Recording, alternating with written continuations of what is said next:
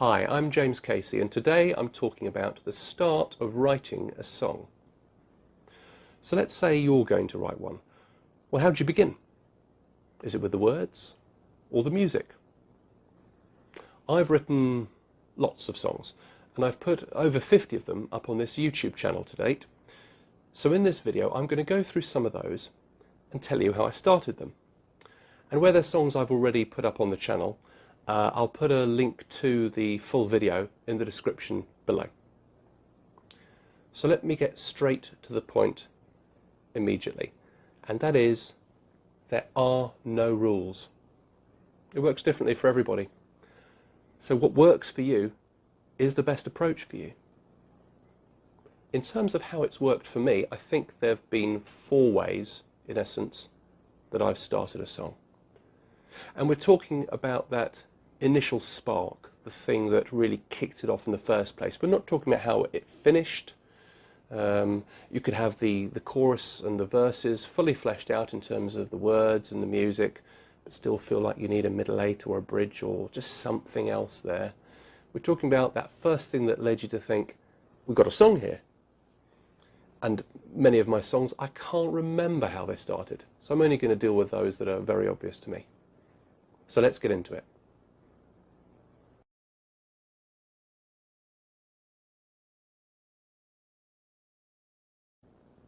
Sometimes I start a song with the music. I've started many songs with the music, and not finished many, because a tune that might interest me one day when I record it might totally bore me when I listen back to the recording a couple of weeks later. One of the reasons why I'll start a song with music is because I'll have been playing an instrument. And I think if you play an instrument, you'll find that there's something you do on it that will inspire you to pursue an idea further. It might be a tune, it might be a riff. It could even be a chord progression that just seems to hint at something beyond.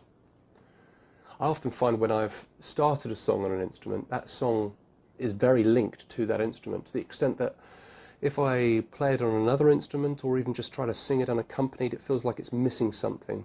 I guess because that initial spark for the song was really tied in with the sound of that instrument or the way you play it. So here's a song called Wherever Days Go that I started off on guitar with a C major chord. And I did this.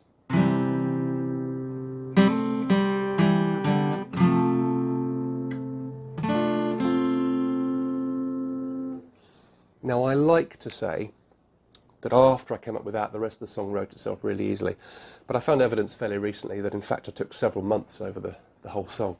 So that's the riff. It's not the tune of the song.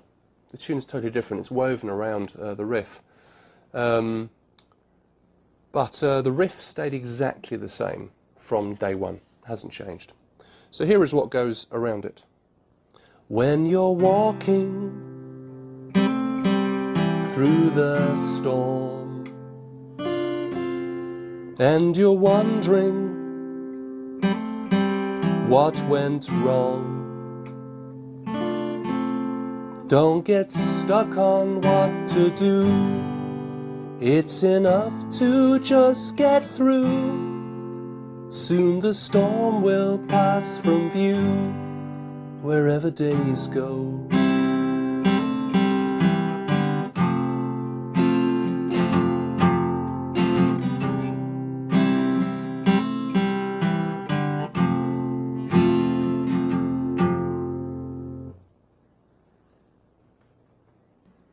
This next song, I came up with a tune on guitar. So I was playing an instrument again, but instead of playing a riff, I came up with a tune. And I was playing this.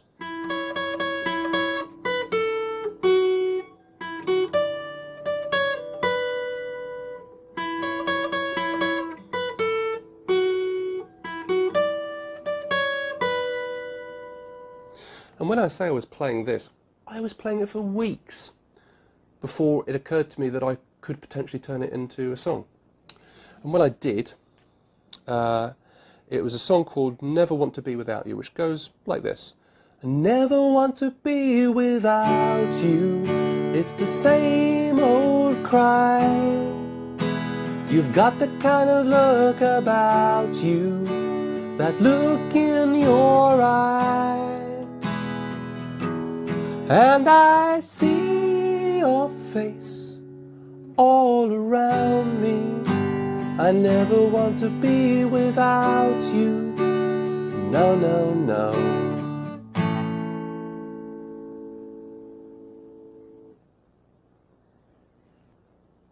So the last song I want to talk about, where I came up with the music first, is one that I didn't make up on an instrument, but the tune just popped into my head. And this actually happened while I was doing the washing up. So top songwriting tip for you there. It's called Stop Believing in You. And I had been trying to write an ABBA song, I think, for days.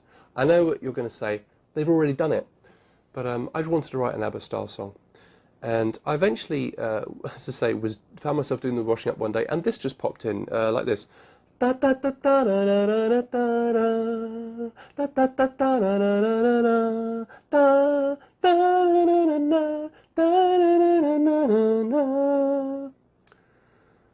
I don't recall if I finished doing the washing up, but I certainly went upstairs as soon as possible, and I think I wrote most of the lyrics for the chorus pretty much straight away. But it goes like this. I'm not the person that you've offended. I'm not the person framed in your lie. I see it in your eye, hoping that I'll cry on you. It's true, I thought that we had a future, but now that's fallen through. So goodbye, my dear, I'm leaving, but don't think I've got some grieving to do, because I've stopped believing in you. You built a home inside my heart, but now you don't belong.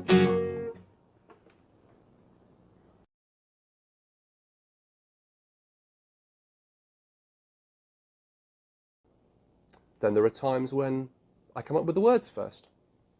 I do this a fair old amount too. Not as much, I think, as when I come up with the music first, but it happens a lot.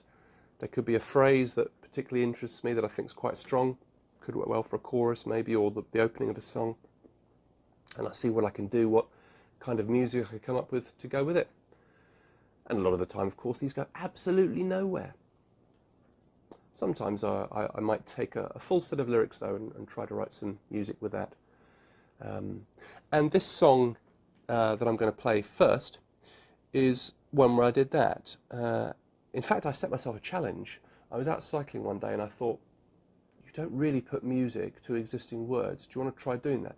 And I chose as the words the opening to the poem Kubla Khan by Samuel Taylor Coleridge, which is a poem I love. It's very evocative.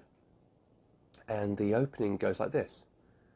In Xanadu did Kubla Khan a stately pleasure dome decree, where Alf, the sacred river, ran through caverns measureless to man, down to a sunless sea. Now, don't get me wrong, I don't know the rest of the poem. It goes on a long way beyond that. That's all I do remember. So I wrote a tune surprisingly quickly after I decided to set myself the challenge. In fact, on the same cycle ride. I wrote a tune to go with it. I say to go with it. It actually meanders off course a little bit, perhaps much like that sacred river. So you'll find that where it matches the words at the start, it sort of starts to deviate a little bit. But anyway, this is how it goes. In Xanadu did Kubla Khan a stately pleasure dome decree, and it's true that when brand new it stretched down to a sunless sea, and each day in every way it shared poetry. I've got the in Xanadu, in Xanadu, in Xana insanity. The next two songs I want to talk about in this section are ones where I wrote the music to go with existing words, someone else's words again. And in fact, they're by the same person, my friend Alistair Dean, who's a great songwriter in his own right. But he sometimes starts with the words, and in fact, he had complete sets of lyrics for these two. Nothing missing, but no music to go with them. So I said I'd have a crack at them, and I took them away and came up with some music. Now, this first one is called Ready for Round 12. Alistair, one of the traits I particularly admire about him is how he tells stories in his songs. lots of metaphors in those. And the chorus to this one is, now I'm ready for round 12, out of the corner to beat it down, a 3-minute window to turn it around. I'm ready for round 12. And I went off into a shopping centre to try to write music for this. And I came up with something that I really didn't like. So I took a long, hard look over a balcony and came up with this. Now I'm ready for round 12, out of the corner to beat it down. A 3-minute window to turn it around. I am ready for round 12.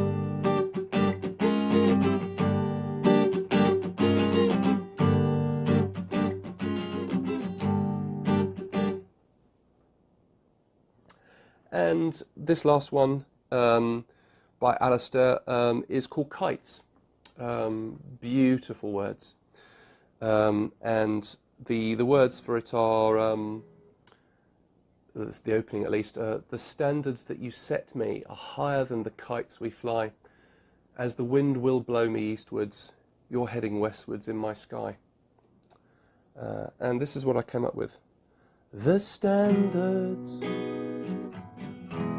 that you set me are higher than the kites we fly. As the wind will blow me eastward, you're heading westward in my sky.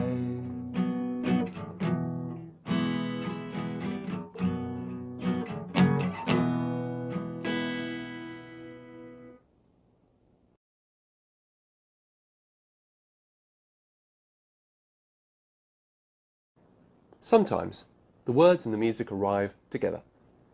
When I was planning this video, I was going to say that whenever this happens, I feel incredibly lucky. But you know, when I looked at it, I actually found that's the norm, at least in terms of songs I've completed. And I suppose it's not too surprising because it's so much easier to complete a song.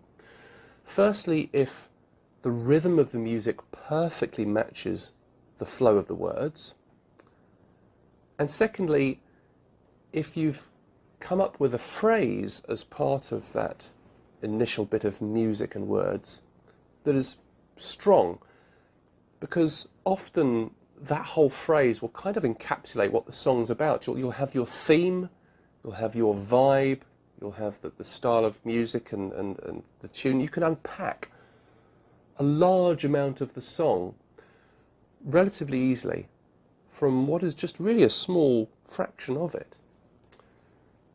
So here are some songs where I came up with the words and the music together.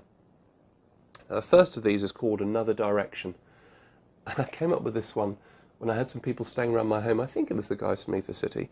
And I was up early in the morning, earlier than everyone else. They were still asleep. And I was moving around a darkened room, trying to avoid waking people up. And I think I was crawling around the floor, actually, in danger of bumping into sleeping bags. And at one point, I thought I could go a particular way, and I found I was blocked and couldn't. And I thought, I'm going to move in another direction. And I must have said this out loud because I immediately started singing, I'm gonna move in another direction, show 'em how I can take a rejection, baby, baby, oh yeah. I'll take a chance now to end this sorrow, I won't wait for a fresh tomorrow, baby, baby, oh yeah. This next song is called Colourtown, and this one really started because of my friend Chris Colourtown, who's the drummer of Ether City, in fact. And I was on a very long coach journey, and it occurred to me that his surname sounded like Colourtown. And I immediately started singing in Colourtown,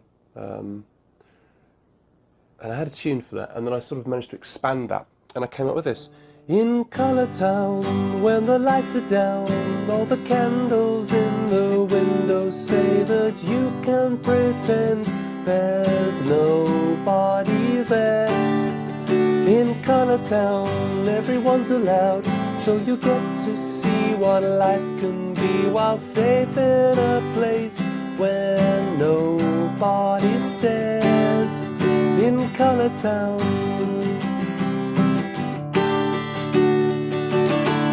in Colourtown.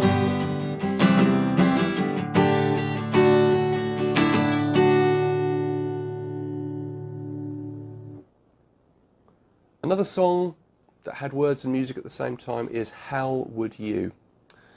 And that's a song about YouTuber Dream's Minecraft manhunt videos. And I was thinking one day, what kind of song would I write as a kind of imagining them as sort of blockbuster movies. What kind of big summer blockbuster theme song would I write to go with them? And I was really just joking about it at the time. But I thought, after I'd had that idea, well, what actually would you write to go with it? And I was in the bathroom and I just had to look in the mirror and immediately started singing the chorus. Immediately started singing the chorus. And I'm not quite sure why I had the lyrics, how would you like it too? But there wasn't any kind of intent to take that kind of angle, because I then wrote the rest of the song around the idea of, you know, I do all this stuff and I make it look easy, but I bet you wouldn't enjoy it if you had to do it. It's kind of that angle, but I just came up with this when I looked in the mirror. How would you like it to? How would you like it to? Would you like it to? How would you like it to?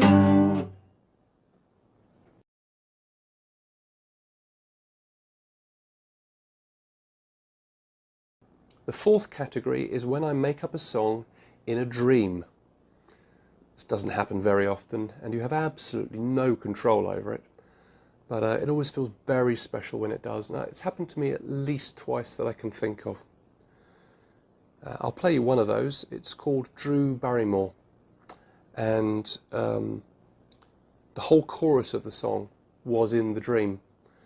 And I had it going around my head when I woke up. This was about 3 o'clock in the morning. Fortunately, I had my brother Andrew's keyboard in the room with me at the time, so I went over to it and worked out how to play the chorus, made sure that I could remember it when I got up properly. And the lyrics of the song really describe what happened in the dream. But yeah, I started singing the song in the dream. And what I was singing was this.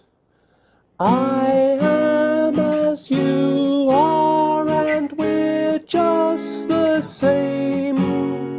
I am as you are, and we're just the same. So those are the 4 ways I've started writing a song. Music first, words first, both together, and even in dreams. Links to the full videos for the songs I've played are in the description below. But what about you? If you're a songwriter, please leave a comment and tell me what you do. To reiterate, the best way is the way that works for you. But if you're looking for something to do, you could take some words that someone else has already written, maybe a poem, and see what music you feel would go with that. Or you could play an instrument. See what inspires you from that. Maybe an ascending or a descending chord pattern, or anything really. Or you could take a song that someone has written and try to put completely new words to the tune. People have been doing that for centuries. There is no right way to start writing a song. And there is no one song that is more worthy of being called a song than any other. And one more thing. You may think there are quite a lot of songs already in the world, and you'd be right, but there are never going to be anywhere near enough. So go for it. And good luck.